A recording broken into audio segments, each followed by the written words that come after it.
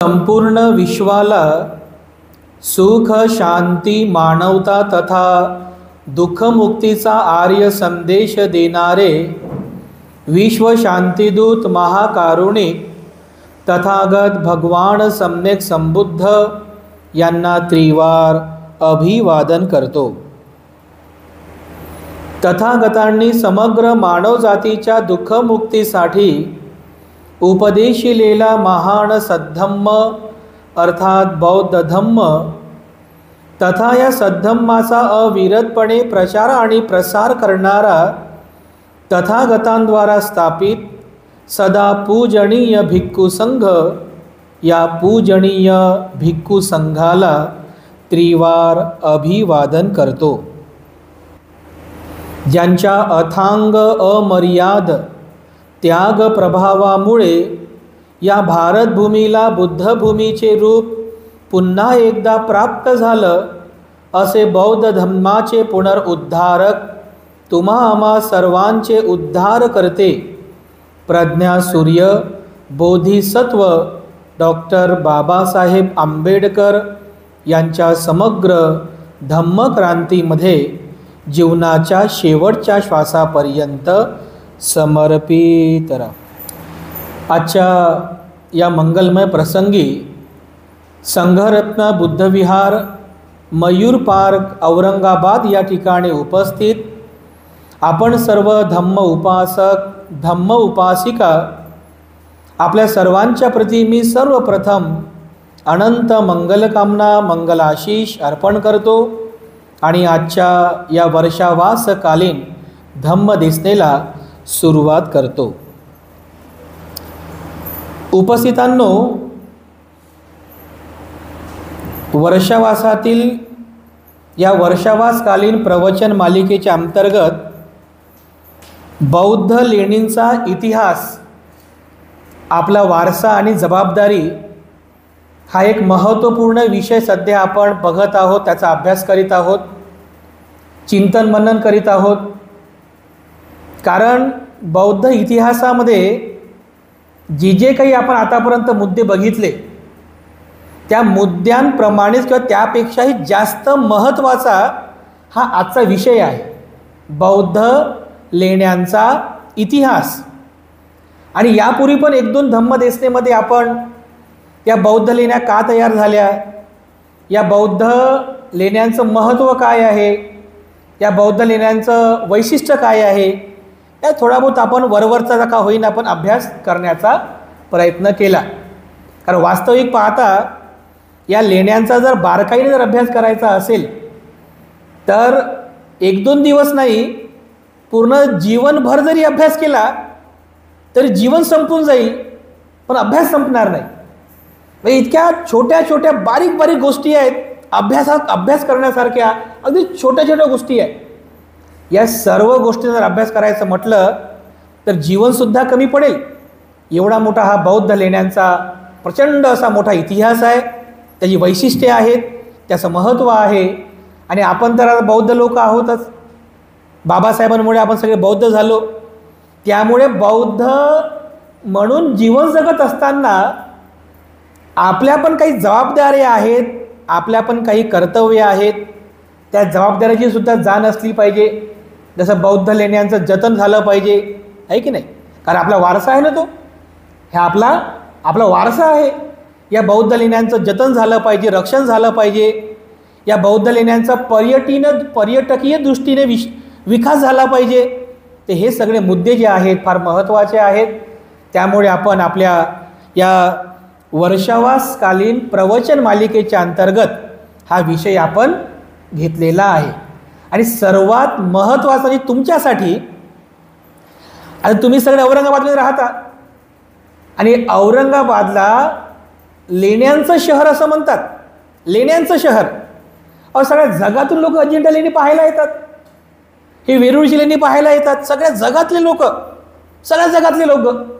मग आपण तर किती पुण्यवान लोक आहोत की ज्या परिसरामध्ये, म्हणजे हा औरंगाबादच्या परिसरामध्ये, ज्या परिसरामध्ये एवढा ऐतिहासिक बौद्ध धम्माचा वारसा आहे, अजिंठा वारसा आहे, वेरूळचा वारसा आहे, हा पितळखोरा लेणीचा वारसा आहे, त्यानंतर इकडे बघा विद्यापीठ परिसरामध्ये ती एक लेणी आहे, तो वारसा आहे.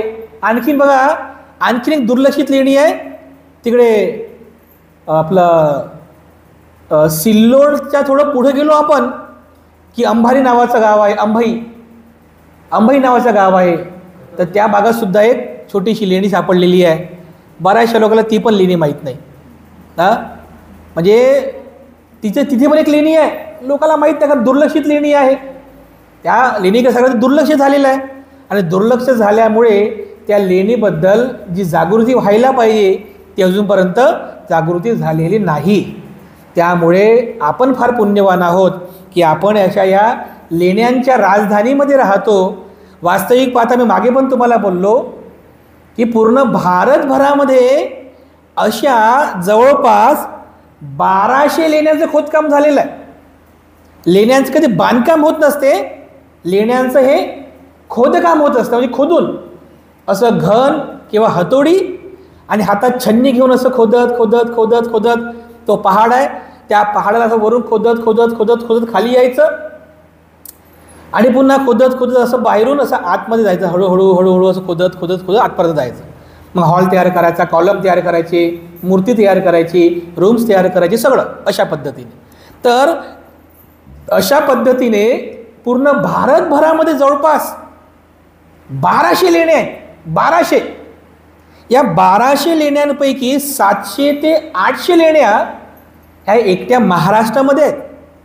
एकट्या महाराष्ट्रामध्ये बघा, काही मुंबईकडे पण काही लेण्या आहेत. जसं बघा ते नालासोपारा वगैरे लेणी आहे, तुम्ही जर ऐकलं असेल कधी, तर कधी गेला पण असेल तर नक्की जा. नालासोपाराची लेणी आहे तिकडे, खूप साऱ्या लेणी तिकडे पण. मुंबई परिसरातील लेणी आहे. त्यानंतर इकडे आपल्या औरंगाबाद भागातल्या ह्या लेण्या आहेत. त्यानंतर पुण्याजवळ पण लेण्या आहेत. तिकडे पुण्याच्या बाजूला तिकडे काय म्हणतात ते कार्ला भाजी लेणी आहे, बेडसे लेणी आहे. आणखीन त्याच्या पुढे गेलं नाशिककडे, नाशिकच्या त्रेश्मी लेणी आहेत. इकडे सातारा किंवा जो कोकण परिसर आहे, कोकणाचा भाग, तिकडे पण बघा जिथे बाबासाहेबांनी महाराजांचा 14 तळ्या सत्याग्रह केला, त्या 14 तळ्याच्या अगदी काही बाजूलाच त्या पहाडामध्ये पण तिथे पण एक लेणी आहे. तिथले लोक, त्याला लोकलचे जे लोक आहेत त्याला पांडव लेणी म्हणतात, ती बुद्ध लेणी आहे. म्हणजे महाराष्ट्रामध्ये अशा विविध भागांमध्ये ह्या लेणी आहेत. बघा, या विविध भागातील लेण्यांपैकी सर्वात प्रसिद्ध जी लेणी आहे ती म्हणजे आपली अजिंठा लेणी. म्हणजे बाकीच्या पण लेण्या आहेत, पण जी लेणी जागतिक स्तरावर, म्हणजे जिला जागतिक वारसा स्थळ मिळालेला आहे युनेस्कोकडून, एक आंतरराष्ट्रीय संघटनेकडून, युनेस्को संघटना जागतिक वारसा म्हणून जगातले लोक, म्हणजे जगातले लोक औरंगाबादला येतात. कशासाठी? ही अजिंठा लेणी बघण्यासाठी. कारण जगामध्ये बौद्ध लोक जे आहेत ते असं पुस्तकांमध्ये वाचतात, अरे महाराष्ट्रातील औरंगाबादमध्ये ही जगप्रसिद्ध अजिंठा लेणी आहे, तिची हे वैशिष्ट्य आहेत. तर बघा, ते एवढा पैसा खर्च करून औरंगाबादमध्ये येतात हे अजिंठा लेणी पाहण्यासाठी. इतकी अजिंठा लेणी महत्त्वाची आहे. तर आपण पण आपण पैकी जवळपास सर्वांनीच ही लेणी बघितली असेल. ही लेणी जी आहे, पण ह्या ज्या लेण्या ज्या तयार झाल्या किंवा आज आपण ही जी अजिंठा लेणी पाहतो, ही अजिंठा लेणी सहजरित्या प्राप्त झालेली नाही आहे. कारण असं म्हटलेलं आहे जवळपास 800 वर्ष ही लेणी अशी लपलेली होती. कारण 10व्या-11व्या शतकामध्ये मुस्लिम राजांचं आक्रमण झालं. हळूहळू बौद्ध धर्म नष्ट होत गेला, भिक्षू नष्ट होत गेले आणि लेण्यांकडे पूर्णपणे दुर्लक्ष झालं. मग लेण्यांकडे दुर्लक्ष झालं तर काय, वरून मग पाऊस पडायचा, मग त्याच्यावरती माती साचायची, मातीवर मग ते पशुपक्षी बसायचे, पशुपक्ष्यांच्या ते विष्ठा करायचे, त्या विष्ठेमधून पुन्हा मग झाडं यायचे, झाडं झुडपं, असं करता करता त्याच्या अजिंठाचे आज ज्या आपण लेणी पाहतो, ही लेणी एकदम लपून गेली होती त्या झाडाझुडपांमध्ये.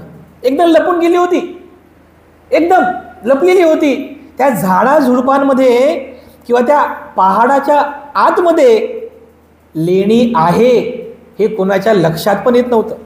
एक तर बघा ती लेणी जंगलामध्ये, कोणत्या जंगलात जाणार ती लेणी शोधायला? त्या जंगलामध्ये ती लेणी शोधायला जाईल कोण?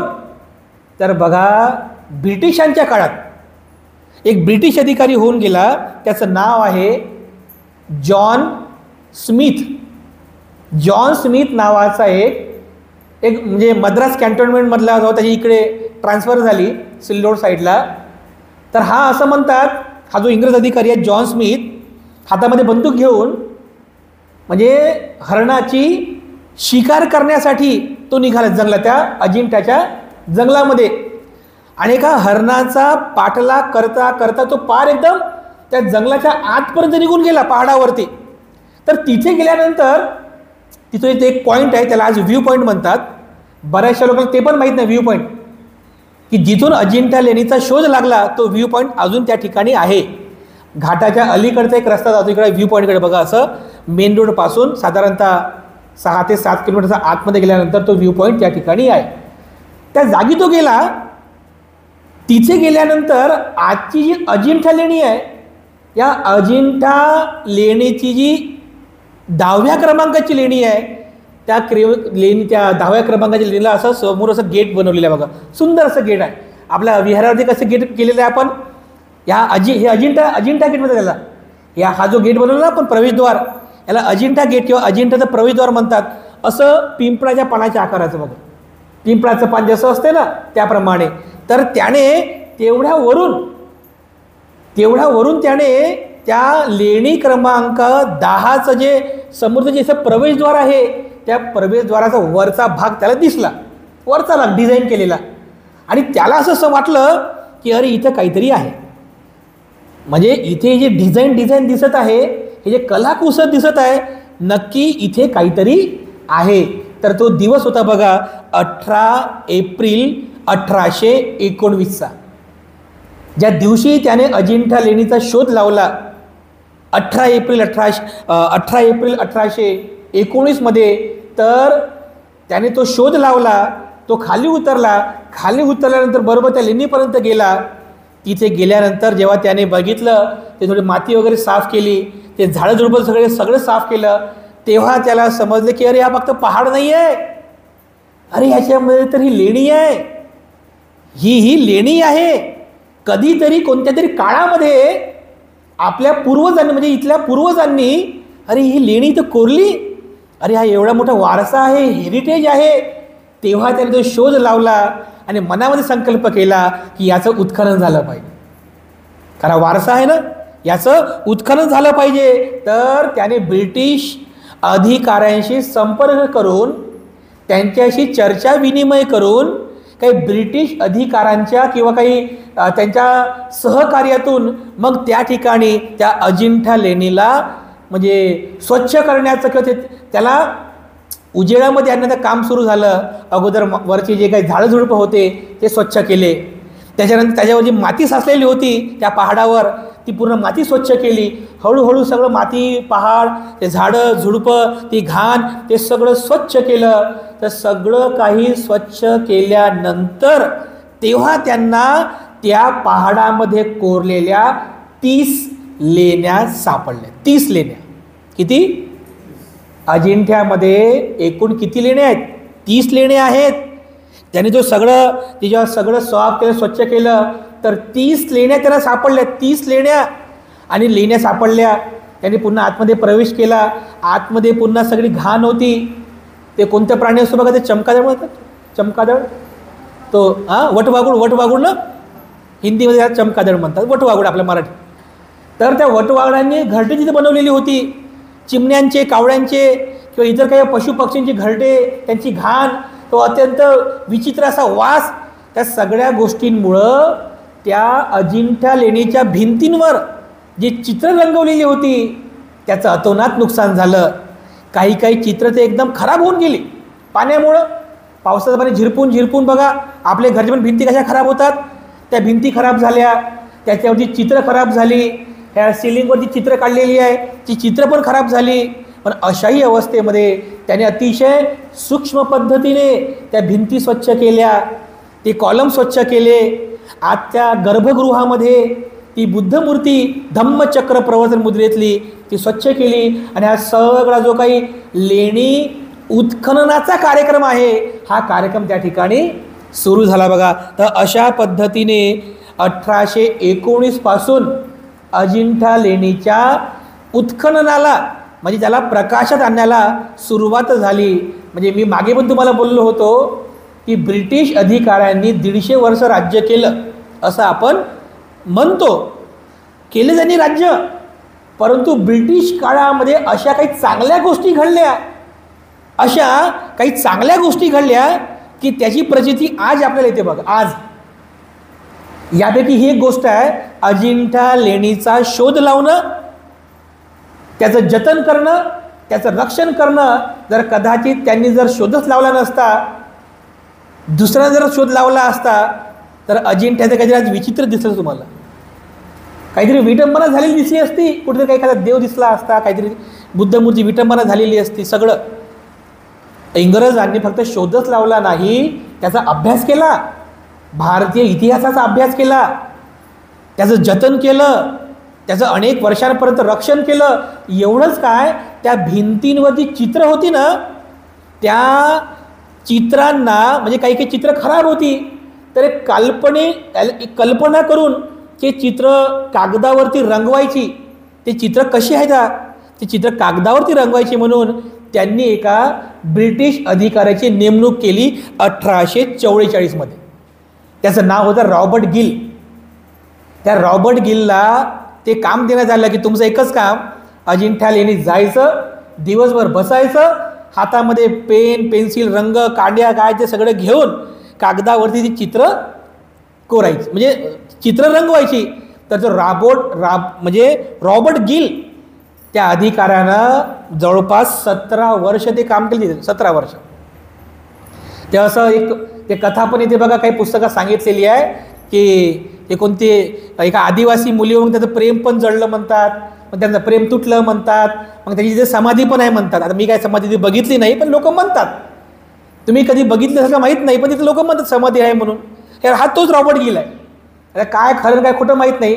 आपला म्हणून मुद्दा हा आहे की याने 17 वर्ष तिथे काम केलं. त्या भिंतींवरचे चित्र असं बरोबर असं टॉर्चने कधी दिव्याने असं बघून असं कागदावरती रंगवलं आणि असे जवळपास 30 चित्रे त्यांनी रंगवली. आणि सिडनेहम जे तिकडे म्हणजे मोठं शहर आहे सिडनेहम, तिथे त्याची प्रदर्शनी भरवली की बघा भारतामध्ये किती सुंदर अजिंठा लेणीची चित्र आहेत, अतिशय जागतिक लेवलची सुंदर चित्र आहेत बघा, सुंदर चित्र बनवली. तर 1866 मध्ये म्हणजे 17 वर्ष काम केल्यानंतर 1866 मध्ये त्या चित्रांची प्रदर्शनी भरवली होती म्हणतात त्या सिडनेहमला.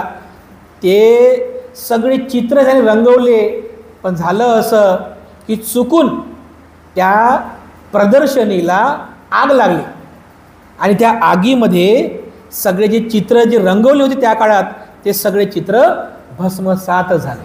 सगळे चित्र भस्मसात झाले बघा आगीमध्ये. परंतु तो इतिहास जो आहे तो इतिहास आजही त्या भिंतींवरती असं रंगवलेला आहे. आज जर तुम्ही अजिंठ्याला गेलात तर अजिंठ्यामध्ये जेवढ्या पण 30 लेण्या आहेत त्या सगळ्या लेण्या ह्या बुद्ध धम्माला समर्पित आहेत. सगळ्या लेण्या जसं आपण पाहतो वेरूळला हिंदूंच्या पण लेण्या आहेत, जैनांच्या पण लेण्या आहेत आणि बौद्धांच्या पण आहेत. पण अजिंठ्यामध्ये ह्या 30 लेण्या ह्या फक्त आणि फक्त बौद्ध धम्माला समर्पित आहेत. बौद्ध धम्माला समर्पित आहेत. सगळ्या लेण्या बौद्ध धर्माला समर्पित आहेत. तुम्ही जर अजिंठ्याला गेले तर हे अजिंठा लेणी ज्याच्याकरिता जागतिक लेवलला प्रसिद्ध आहे, ज्याकरिता प्रसिद्ध आहे ते म्हणजे अजिंठा लेणीमध्ये असणारे जे चित्र आहेत. चित्र तुम्ही बघितलं चित्र, जर तुम्ही कधी लेणी बघितली अजिंठ्याला, त्याच्या भिंतींवर जे चित्र रंगवलेले आहेत, त्याच्यानंतर याला काय म्हणतो आपण सिलिंग, काय म्हणतो मराठीत, छत. हां, या छतावरती चित्र रंगवलेली आहे. ते चित्र, या चित्रांसाठी ही अजिंठा लेणी प्रसिद्ध आहे. सगळ्यात महत्त्वाचं, कारण सगळीकडे लेणी आहेत, मुंबईला आहेत, पुण्याला आहेत, पण त्या लेण्यांमध्ये अशा प्रकारची चित्र दिसत नाहीत, रंगवलेली नाही आहेत. फक्त अजिंठ्यामध्ये बघा ही चित्र आहेत. तर हे अजिंठा लेणीमध्ये 2 प्रकारची चित्र तुम्हाला पाहायला मिळतील. एक अशा ज्या भिंती आहेत ना, या भिंतींवर रंगवलेली चित्रे. दुसरं हे जे वरचं जे सिलिंग आहे म्हणजे छत, या छतावर रंगवलेली चित्रे. अशा 2 प्रकारची चित्रे तुम्हाला पाहायला मिळतील. जेव्हा तुम्ही प्रवेश कराल, समजा लेणी क्रमांक 1 मध्ये तुम्ही प्रवेश केल्याबरोबर समोर तुम्हाला बुद्धाची मूर्ती दिसेल. गर्भगृहामध्ये एक मोठा हॉल आहे, बरोबर आहे. या बाजूला असे कॉलम उभे आहेत, या बाजूला असे कॉलम उभे आहेत. अगदी समोरच्या बाजूला गर्भगृह आहे आणि या गर्भगृहामध्ये भगवान बुद्धांची अशी बसलेली, म्हणजे पाय खाली म्हणजे मांडी घालून नाही, असे पाय खाली मोकळे सोडलेली धम्मचक्र प्रवर्तन मुद्रेमध्ये भगवान बुद्धाची मूर्ती तुम्हाला पाहायला मिळेल. ह्या इकडच्या आणि इकडच्या ज्या भिंती आहेत त्या भिंतींवर तुम्हाला अगदी सुंदर सुंदर चित्र तुम्हाला पाहायला मिळतील. आता हे जे चित्र आहेत हे कोणाचे चित्र आहेत? आता ज्यांना अभ्यास नाही आहे ते असं पटपट असं जातात, बुद्धमूर्ती पाहतात, असं गोल राऊंड मारून युटर्न करून निघून जातात. अभ्यास नाही त्यांना अभ्यास नाही आहे. ते असं निरीक्षण करून पाहावं लागते की त्याच्यात नेमकं आहे काय. तर हे जे चित्र आहेत, हे भिंतींवर जे चित्र आहे, या भिंतींवर एकतर भगवान बुद्धांची चित्र कोरलेली आहेत, प्रत्यक्ष भगवान बुद्धांची, किंवा बुद्धाच्या ज्या पूर्व जन्माच्या कथा आहेत, ज्याला आपण जातक कथा म्हणतो, त्या जातक कथा रंगवलेल्या आहेत. बघा, जातक कथा कशावर? भिंतींवर, वरती नाही. ह्या ज्या भिंती आहेत की नाही, त्या भिंतींवर एकतर जातक कथा रंगवलेली आहेत, किंवा दुसरं बुद्धाच्या जीवनाच्या कथा तुम्हाला पाहायला मिळतील ह्या भिंतींवरती. त्याच्यानंतर जे सिलिंगची जी काय म्हणतात याला, छताची जी चित्र आहे, त्या छतांवर तुम्हाला बुद्ध किंवा जातक कथा पाहायला मिळणार नाहीत. हे फक्त डिझाईनसाठी बनवलं. डिझाईन आपण नाही का घरी सिलिंग बनवतो, म्हणजे छत प्लास्टर केलेली असते, पण आपण सिलिंगचं पण काम करतो ना. छान कॉर्नरला कॉर्नर बघा इथं कसं बनवलेलं आहे. कॉर्नरला आपण लाईट लावतो, सेंटरमध्ये काहीतरी झुंबर लावतो. कशासाठी?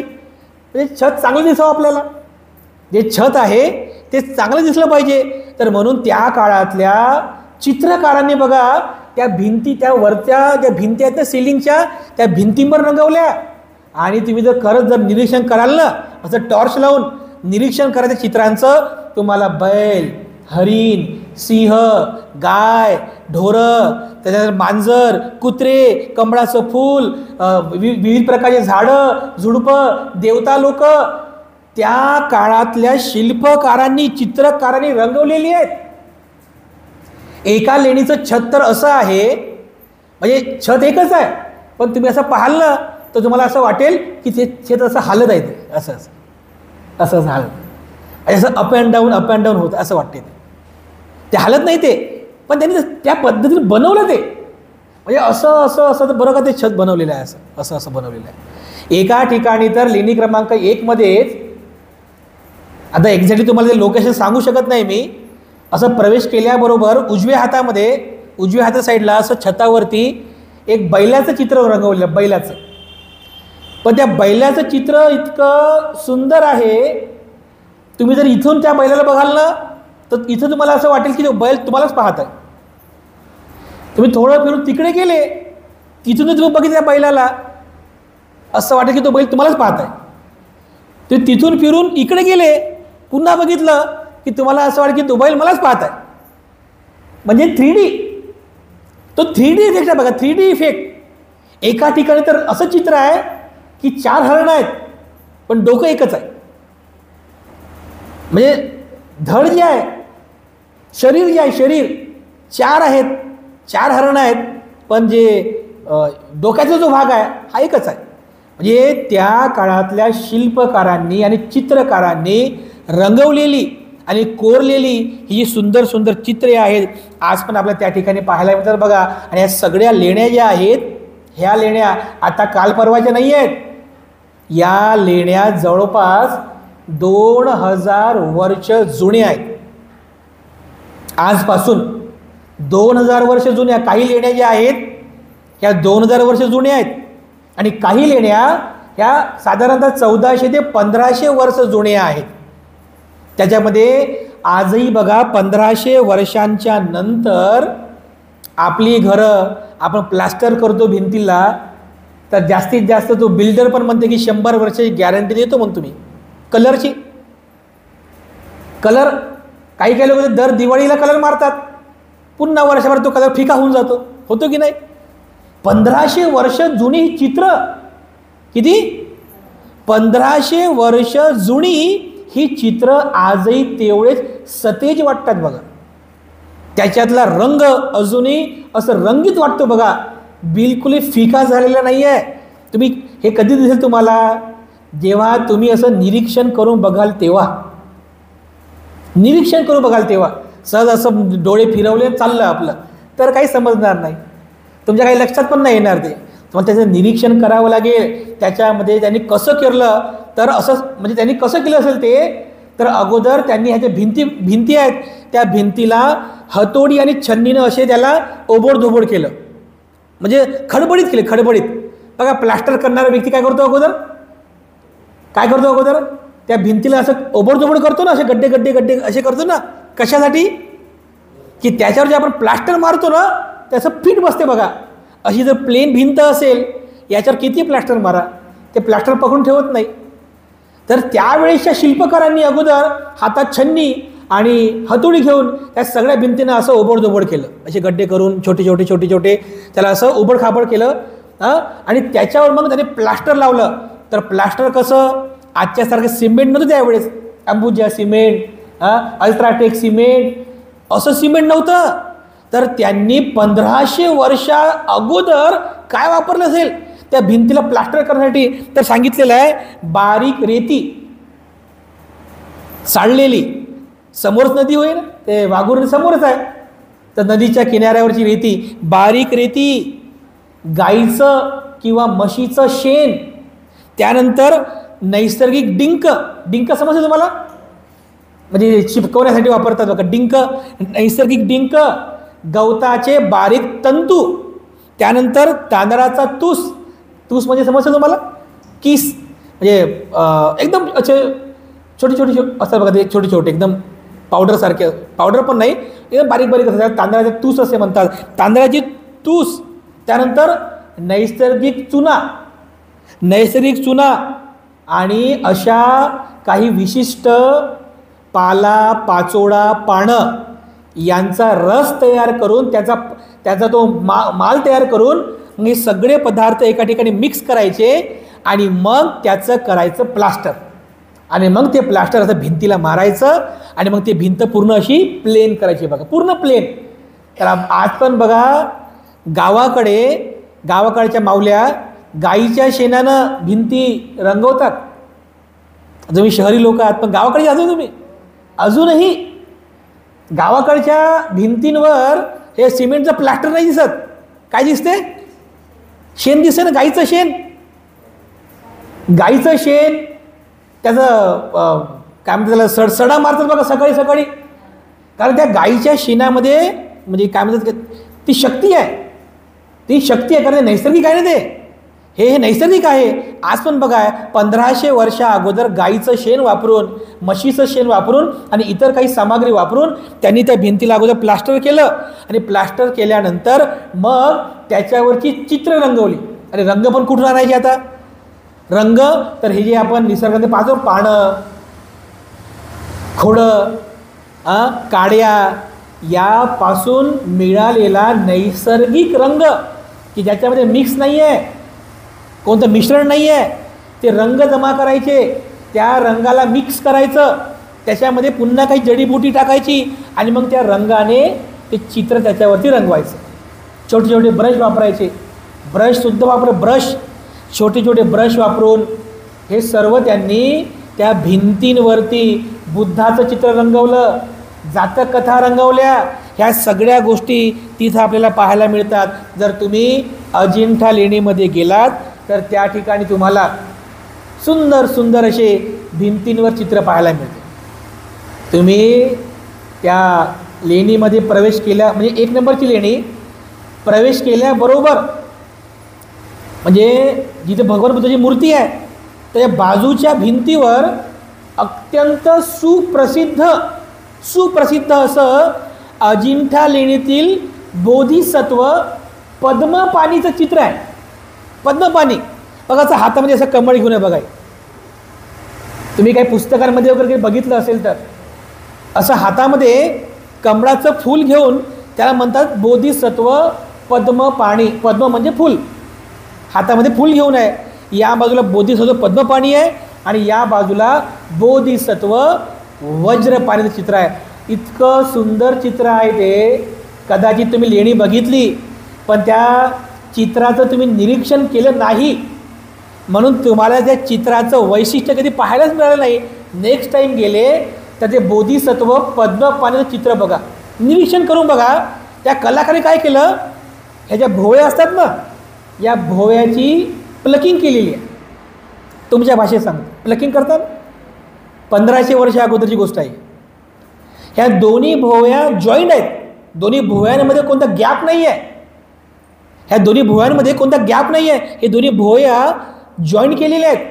जेव्हा तुम्ही त्या बोधिसत्व पद्मपाणीचं चित्र असं या बाजूनं बघाल तर तुम्हाला असं वाटेल की बोधिसत्व पद्मपाणी हा खांदा खाली झुकलेला आहे, हा असा वर आहे, असं चित्र दिसते. तुम्ही त्या चित्राला जर समोरून बघाल तर तुम्हाला असं वाटेल की पद्मपाणी यांचं चित्र दोन्ही खांदे समान आहेत. तुम्ही तिकडे जा, तुम्ही 2 पाऊल तिकडे जा, तिकडून बघा, तुम्हाला असं वाटेल की हा खांदा वरती आहे, हा खांदा खाली आहे. याला म्हणतात 3D इफेक्ट. 1500 वर्ष जुनं, 1500 वर्ष जुनं असलेल्या त्या चित्रांमधलं हे वैशिष्ट्य आहेत बघा. अशा अनेक वैशिष्ट्ये आहे. काय 2-4 काही महत्त्वाची वैशिष्ट्य तुम्हाला मी सांगतो, कारण एवढं काही आपल्याकडे वेळ नाही आहे, कारण जीवन कमी पडेल, वर्षावर संपून जाईल. पण हे अजिंठ्याचं हे संपणार नाही. बोधिसत्व पद्मपाणीचं चित्र आहे, बोधिसत्व वज्रपाणीचं चित्र आहे बघा. त्या लेण्यांमध्ये तुम्हाला भगवान बुद्धांच्या महाभिनिष्क्रमाचं सुद्धा चित्र पाहायला मिळेल. महाभिनिष्क्रम की बोधिसत्व हातामध्ये घोडा घेऊन, म्हणजे कोणता घोडा, हातात कंठक घोडा घेतलेला आहे, सोबत छन्न आहे, आणि असं राजमहालातून खिडकीतून ते राजकुमारी, त्याचे मित्र, ते कपिलवस्तू नगरीचे लोक त्याला पाहत आहेत. असं चित्र तिथं खूप सुंदर चित्र, खूपच सुंदर महाभिनिष्क्रमाचं चित्र. त्यानंतर बिंबिसाराची भेट झाली, बिंबिसाराचा खाली बसून हात जोडत आहे, ते सुद्धा चित्र आहे बघा. असे सुंदर सुंदर चित्र. म्हणजे त्यानंतर सुजाताचं खीरदान, सुजाताने जे खीरदान केलं त्या खीरदानाचं चित्र आहे. मारविजय म्हणजे ध्यानाला बसलेले आहेत आणि वेगवेगळ्या प्रकारच्या मारसेना भगवान बुद्धांना त्रास देत आहे, त्याच्यावरती कसा विजय प्राप्त केला त्या मारविजयाचं चित्र आहे. धम्मचक्र प्रवर्तनाचं चित्र कोरलेलं आहे. त्यानंतर बघा नंदची कथा कोरलेली आहे. नंद म्हणजे कोण, भगवान बुद्धांचे मावस भाऊ नंद. म्हणजे मी कथा तुम्हाला मागे पण सांगितली कथा, की ज्या दिवशी नंदचं लग्न होतं त्या दिवशी त्याची प्रवज्जा झाली आणि त्याची जी होणारी जी पत्नी होती ती अत्यंत दुःखी झाली. तर ते चित्र तिथं कोरलेलं आहे, म्हणजे रंगवलेलं आहे बघा. कधी जर गेले तर नक्की तिथल्या सिक्युरिटी गार्डला विचारा की हे चित्र कुठं रंगवलेलं आहे. तर तिथे तो जो नंद आहे तो नंद घर सोडून जाताना दाखवलेला आहे, त्याचं मुंडन करत आहेत तसं दाखवलेलं आहे. नंतर तो भिक्षू झालेला आहे असं दाखवलेलं आहे. एक राजकुमारी येऊन त्याच्या होणाऱ्या पत्नीला, त्या राजकुमारी सांगते की राणी, नंद जे आहे तुमचे जे होणारे पती आहेत ते भिक्षू झाले. ती एकदम दुःखी होते, दुःखी होऊन बेशुद्ध पडली. तिथं असं रंगवलेलं आहे बघा, ही कहाणी जिथे रंगवलेली आहे. ती बेशुद्ध पडली. बेशुद्ध झाल्यानंतर एक डॉक्टर नर्सला सोबत घेऊन तिला उपचार करण्यासाठी आलेला आहे आणि तो त्या नर्सला म्हणतो, असं करून दाखवलं, असं. हे बारीक बारीक गोष्ट आहेत बघा. असं तो डॉक्टर काय म्हणतो नर्सला, असं म्हणजे काय, सकाळी एक, दुपारी एक आणि जेवणानंतर, म्हणजे सांगत आहे की ह्या 3 गोळ्या द्या. 1500 वर्ष जुनी चित्रात बघा हे. आणि नर्स पण बघाल ना, टोपी, ते ख्रिश्चन धर्माच्या दवाखान्यात कसे असतात नर्स, टोपी, स्कर्ट, हातामध्ये ग्लोव्ज घातलेले, सगळं फर्स्ट एड बॉक्स, ते चित्र रंगवलेलं बघा.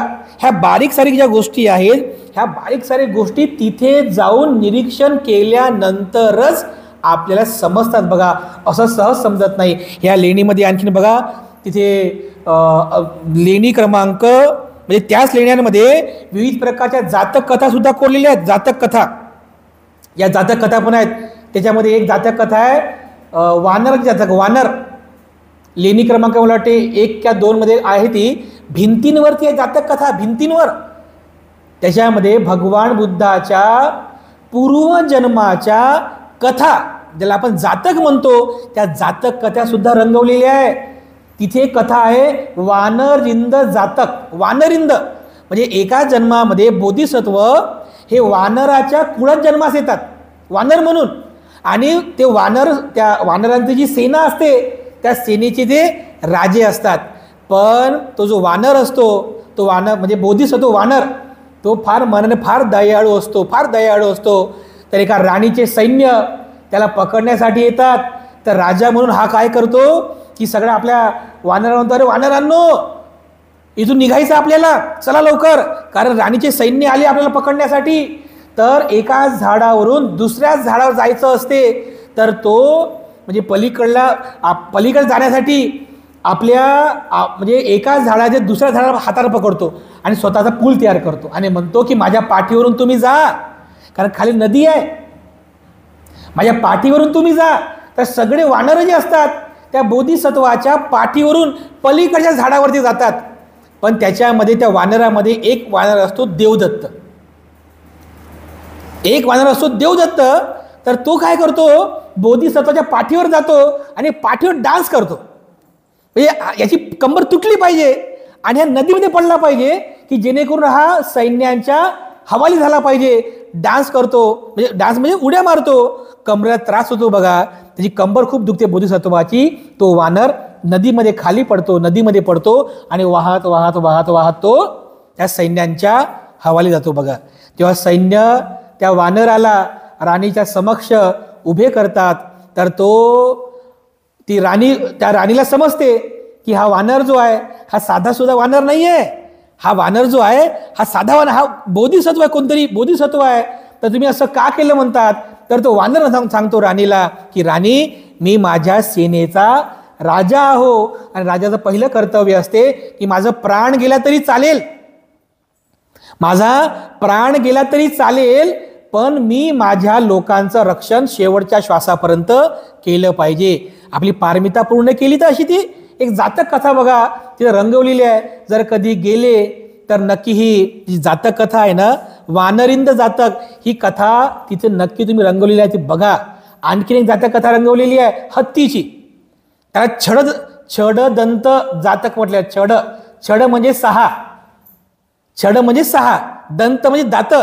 एका जातकात बोधिसत्व हे 6 दातांचे हत्ती म्हणून जन्मास येतात. त्यांना 6 दात असतात.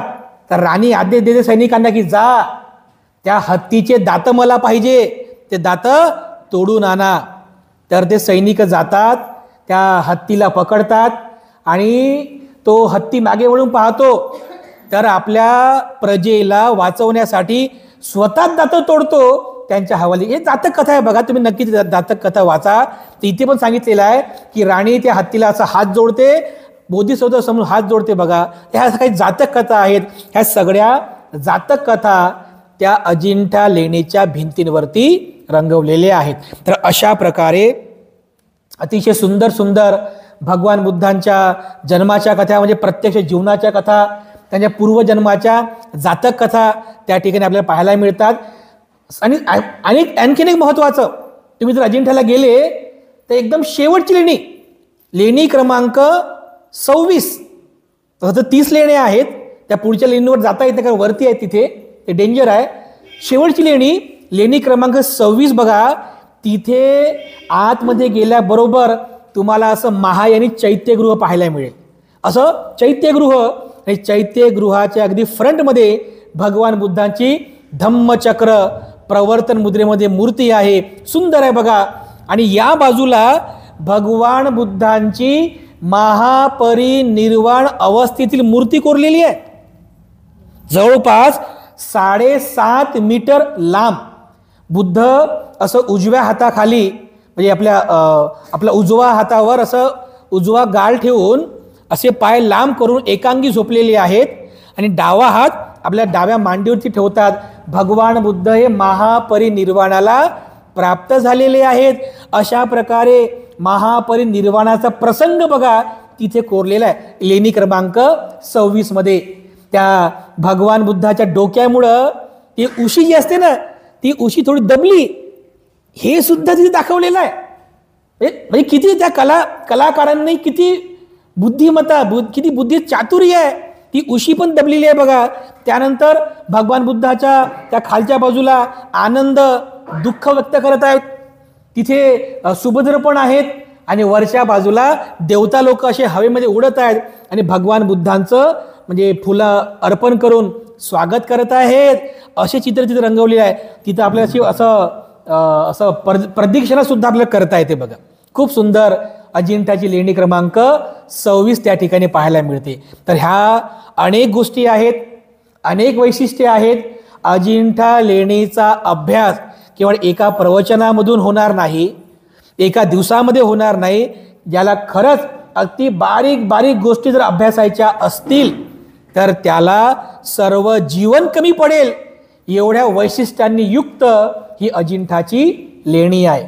पण वरवरचा का होईना हा अभ्यास आपल्या सर्वांना असणं अतिशय आवश्यक आहे. तर अशा प्रकारे हे जे काही अजिंठा लेणी आहे या अजिंठा लेणीचं वैशिष्ट्ये आपण वरवरचं थोडं जाणून घेण्याचा प्रयत्न केला. नेक्स्ट टाइम जर कधी अजिंठ्याला गेलेत तर ज्या काही 2-4 गोष्टी मी तुम्हाला सांगितल्या ते नक्की तिथे निरीक्षण करा, नक्की बघा. पुस्तकं आहेत, पुस्तकांचं वाचन करा. त्याच्यामध्ये सगळं म्हणजे व्यवस्थितरित्या तिथे लिहिलेलं आहे. तर आपण स्वतः अजिंठा लेणीचा अभ्यास करावा. त्याचा अभ्यास करून त्याच्या वैशिष्ट्यांना जाणण्याचा आपण सर्वांनी प्रयत्न करावा. तर अशा पद्धतीने महाराष्ट्रातील किंबहुना भारतातील नव्हे तर जगातील सुप्रसिद्ध अशी ही अजिंठा लेणी विविध प्रकारच्या वैशिष्ट्यांनी या ठिकाणी आपल्याला पाहायला मिळते. तर अशा प्रकारे आजच्या धम्मदेसनेमध्ये आपण अजिंठा लेणीचा हा एक साधंत अभ्यास करण्याचा प्रयत्न केलेला आहे. तेव्हा सरते शेवटी तुम्हा सर्वांच्या प्रती मी पुनश्च एकदा मंगलकामना अर्पण करून आजची धम्मदेसना या ठिकाणी समाप्त करतो.